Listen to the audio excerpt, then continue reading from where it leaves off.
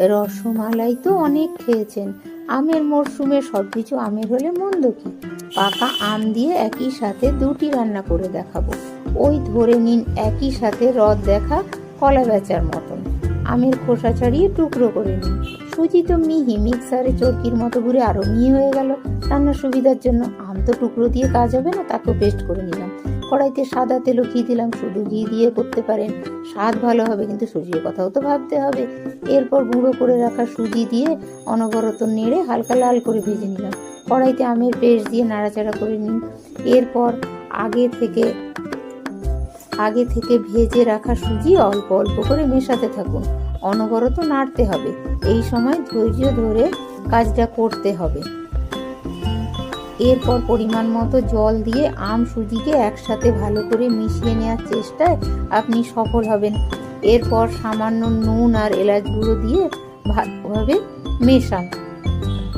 এরপর চিনি দিয়ে আবারও নাড়তে থাকুন, যতক্ষণ না চিনি গলে গিয়ে এদের বন্ধনকে আরো দৃঢ় করে। এরপর সবাই মিলেমিশে একত্রিত হয়ে একটা মন্ডের আকারে পরিণত হয়।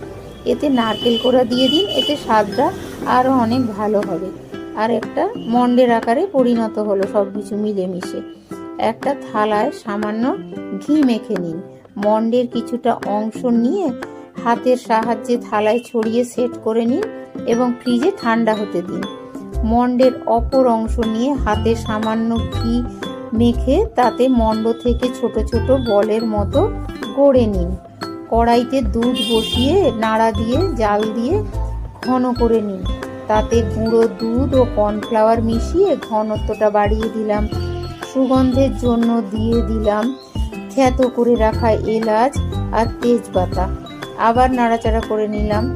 বলগুলো একে একে দুধের মধ্যে দিয়ে ভালো করে সিদ্ধ করে নিলাম। সিদ্ধ হয়ে গেলে দেখবেন বলগুলো আকারে আগের থেকে অনেকটা বড় হয়ে গেছে, তখন বুঝবেন যে এটা ভালো করে সিদ্ধ হয়েছে। পরিমাণ মতন চিনি দিয়ে ফুটিয়ে একটা পাত্রে ঢেলে নিলাম। আমন্ড, কাজু, কিশমিশ কুচানো, সামান্য নারকেল কোড়া দিয়ে সাজিয়ে নিলাম। তৈরি হয়ে গেল সুস্বাদু আমের রসমালাই।